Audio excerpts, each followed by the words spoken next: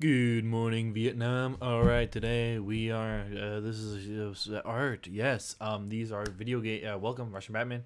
These are video game characters, put into the world of Star Wars. Yes, Star Wars. Sorry, I had dude, I've had the most problems with this video ever because everything just decides to fail at once. So hopefully this will be the last recording. I've recorded this video like two other times. It's annoying.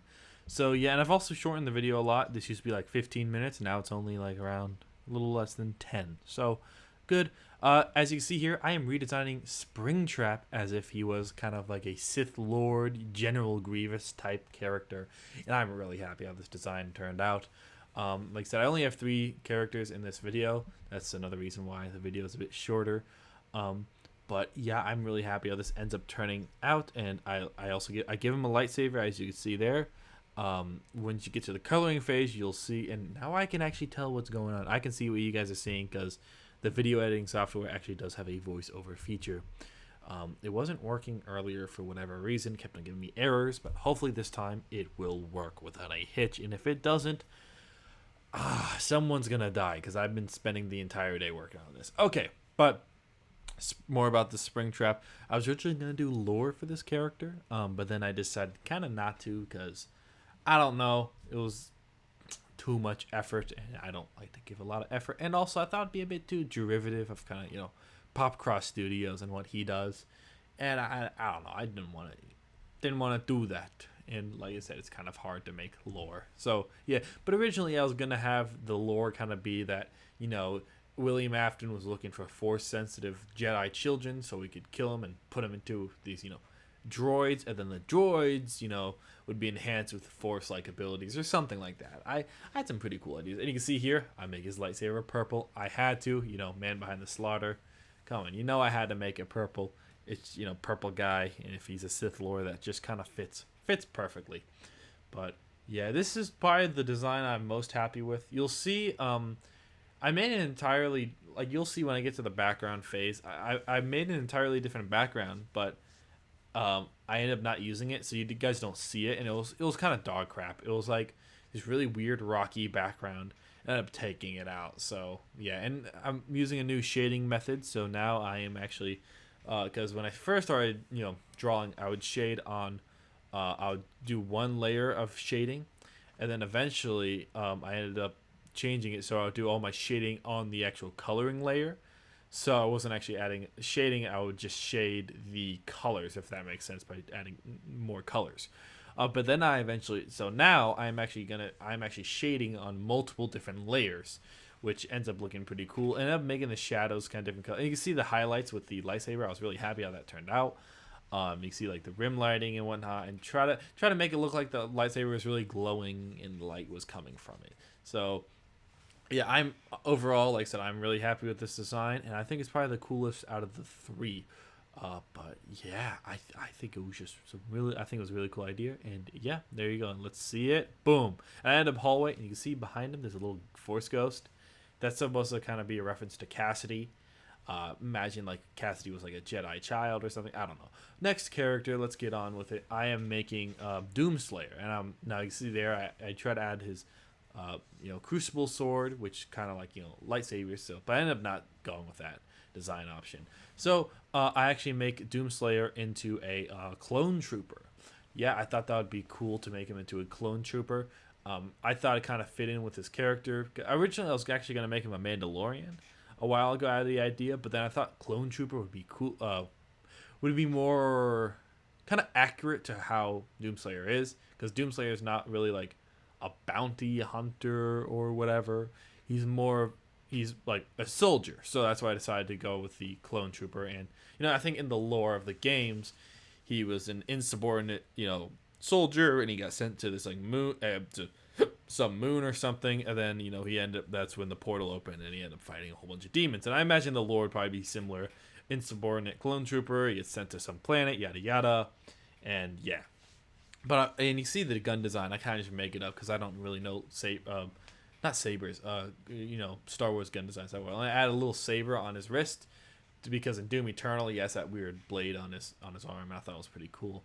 You see the coloration I make kind of a bit more uniformed than the Doom Eternal design.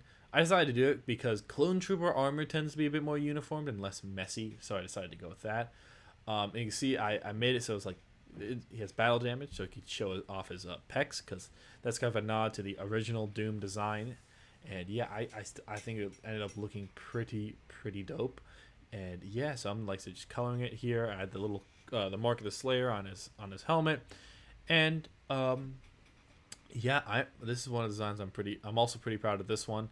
I think it's probably the second best. The third design, it's not bad, but I think these two are a little bit better. Also, you can see with the positioning, I made it so that you don't have the entire character showing, so his feet aren't showing.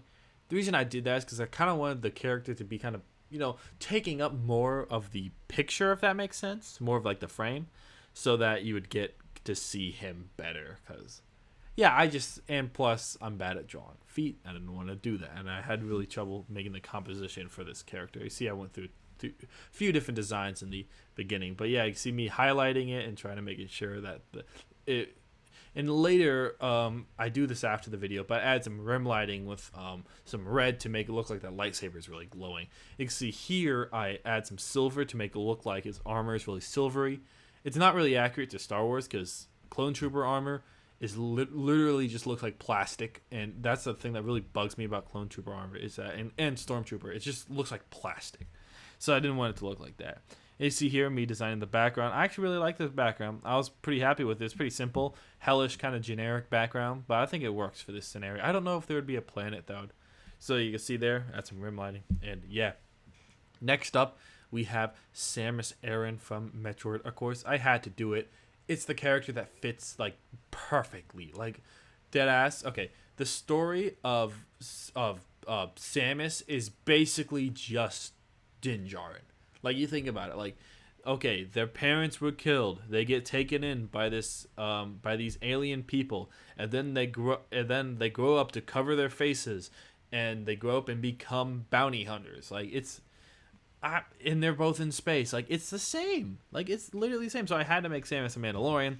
I gave her, as you can see with the helmet, I gave her the female Mandalorian helmet. At least I assume that is, where it has the little bumps on the top of the eye area, if that makes sense. I don't really like that design too much. I prefer just the slit design, and I think the slit design would look more accurate to how Samus looks. But just thinking about how this would work in the lore, of course it would have to be the female one. At least I'm assuming that's the female one, because in Star Wars all the female Mandalorians have that design. So I don't know Star Wars. Like I said, I'm not really big into Star Wars. I don't know all the lore. But I would assume that's what it is. Like, the female Mandalorians wear that one, and the male ones wear the other one. But, yeah, so I decided to do the coloration off the Metroid Dread design and less off the classic kind of Samus design. I just wanted to spice it up. I wanted to change it up. I thought about doing the old gold design, but I thought it would be a bit boring. So I wanted to make it look a bit more colorful. So... yeah, and then everyone, make sure, if you haven't already, go subscribe, go like, do all that good stuff. Watch the 2011 film Rango. I'm saying this now because I think the video is going to end pretty soon. But yeah, you all have a nice rest of the day. And don't leave yet, because you got to see the final design for this Samus. It's going to be pretty cool. I want to do a part 2 to this video. If you have any suggestions of any video game characters, any characters that would be cool in Star Wars, leave them below. I was thinking, I really want to make Link and then Kratos. I think Kratos would be really cool as a Sith Lord. So yeah, that's some ideas. I also, to do some non-video game ones, I also thought about doing some Spider-Man characters. Wouldn't it be super cool if Kingpin was like one of the Jabba the Hutts, but like super buff? I think that would be cool.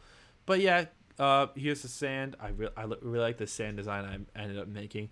And yeah, you all have a nice rest of the day, and enjoy the final design, and have a nice one. And yeah, see you later. Ciao. Bye.